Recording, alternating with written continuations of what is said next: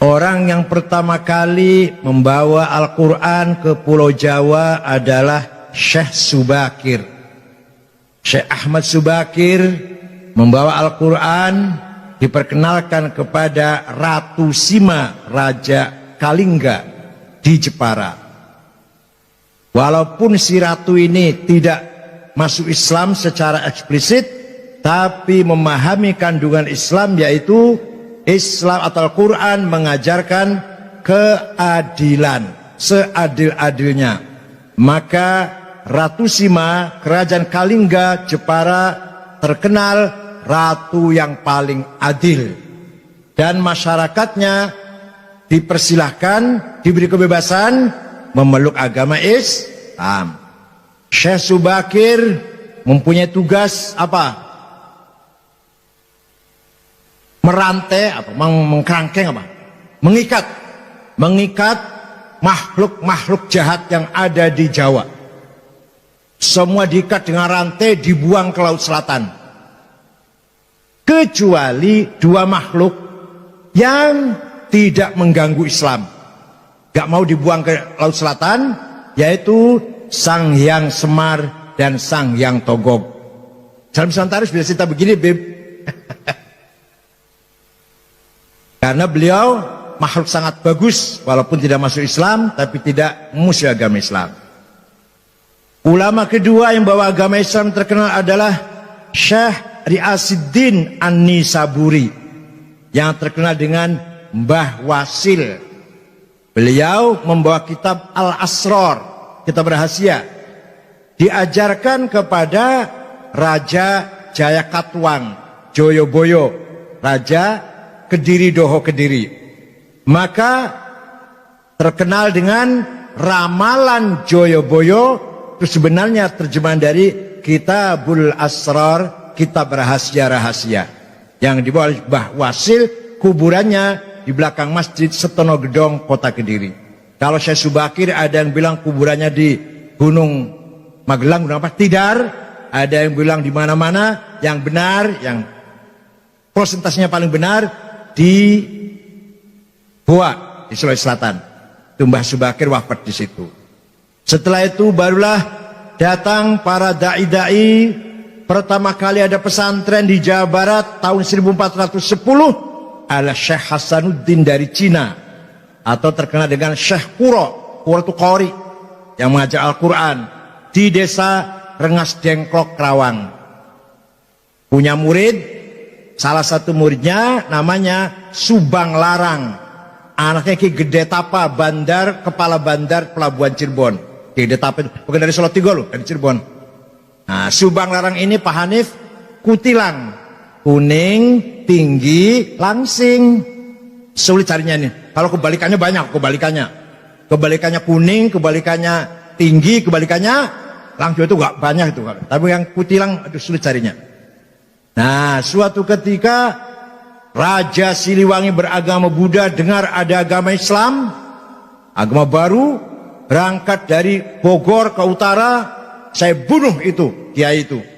Sampai di sana mendengar kutilang sedang baca Quran, klepek-klepek, langsung lamar. Untuk saya saja kiai, silakan, tapi kamu harus masuk Islam. Udah masuk Islam gampang. Ada mas kawinnya apa? Lintang kerti, tasbih maksudnya. Udah saya cari di pasar gampang, mau berapa biji? Nggak ada di sini. Adanya di Arab, gampang, saya mabur ke sana. Keluar dari rumahnya kiai, dia siap-siap terbang. Hong, macet. Biasanya terbang biasanya. 2 kali, hong, nggak bisa terbang. Hong, gagal. Kata Syekh Kuro sambil ketawa ngekek-ngekek barangkali, kalau kamu mau terbang, baca Bismillahirrahmanirrahim, baru hong. Hongnya tetap dibaca, bismillah dulu. Ringkas cerita, terbang, tidak lama datang bawa tasbih. Terjadi perkawinan antara Raja Pajajaran yang beragama Buddha masuk Islam, Prabu Siliwangi, dengan Subang Larang. Tapi beliau Islamnya kurang betul-betul Islam, karena hanya ingin kawin kutilang saja itu. Tapi akan punya anak. Pertama namanya Syekh Rahmatullah atau Sunan Rahmat Suci. yang kuburannya di Gunung Godog, Garut. Yang kedua, Syekh Somadullah yang terkenal dengan Ki Kuwu Sangkan. Yang ketiga, perempuan namanya Rara Santang, dinikah oleh Habib namanya Said Abdullah Ahmad Khan. Nanti punya anak Syarif Hidayatullah, Sunan Gunung Jati. Nih dongeng kayak gini harus apa santri ini.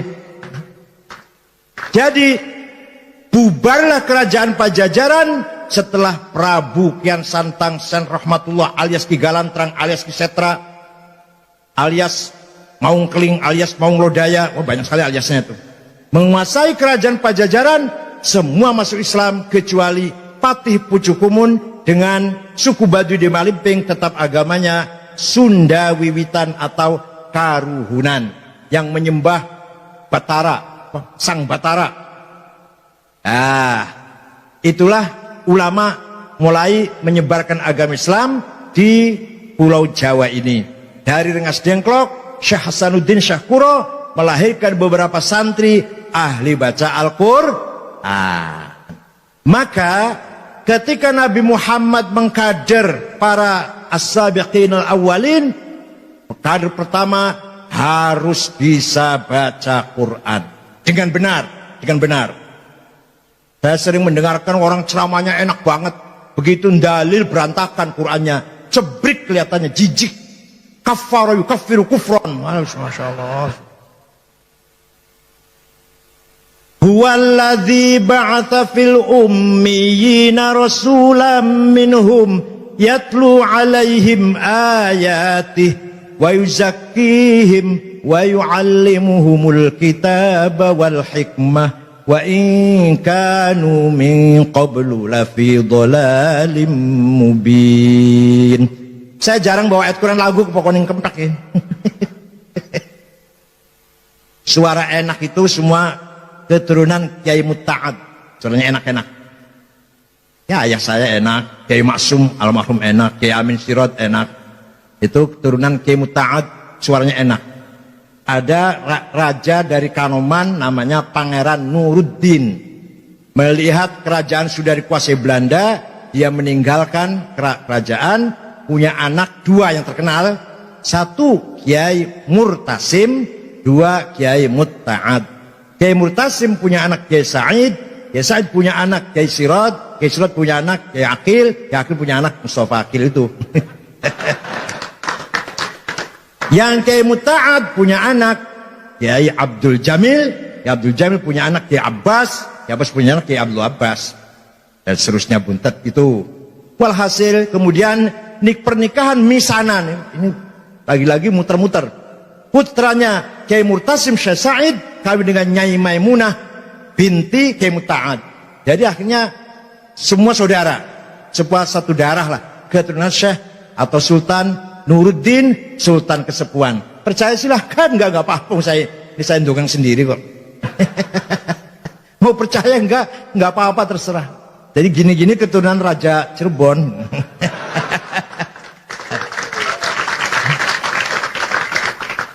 Itu kalau dari Kiai Sirot. Kalau dari istrinya Kiai Sirot, ibunya bapak saya, Nyai Fatimah binti Nyai Fadilah binti Kiai Soleh bin Asnawi Kudus bin Nyai Mujiroh binti Nyai Ulfiah atau Mbah Godeg binti Mbah Mutamakin Kajen Pati bin Sumodiningrat bin Sumonegoro bin Sultan Hadiwijoyo Jakatingkir. Waduh, maka binti bin Sunan Pengging. Alas, masya Allah, turunan beli kena digoreng lah. Cuma cerita. Jadi kalau Mustafa Akil itu sakti dari Jakatingkir. Kalau Mustafa itu suaranya enak dari Sultan Nuruddin Cirebon. Nah, bukan apa-apa. Nasab itu penting. Kanjeng Nabi niku dipilih khiyarun min khiyar, dipilih dari bangsa Arab, bangsa yang paling mulia. Dari Arab pilih dari apa? Quraisy dipilih dari Bani Hashim, Bani Hashim dipilih lagi dari Abdullah ibn Abdul Muttalib. Maka tidak ada musuh Rasulullah yang mempunyai peluang menghina dari sisi keturunan, nggak ada. Muhammad Majnun, Muhammad Sahir, Muhammad Kahin, dukun, paranormal. Nggak ada. Muhammad anaknya siapa sih?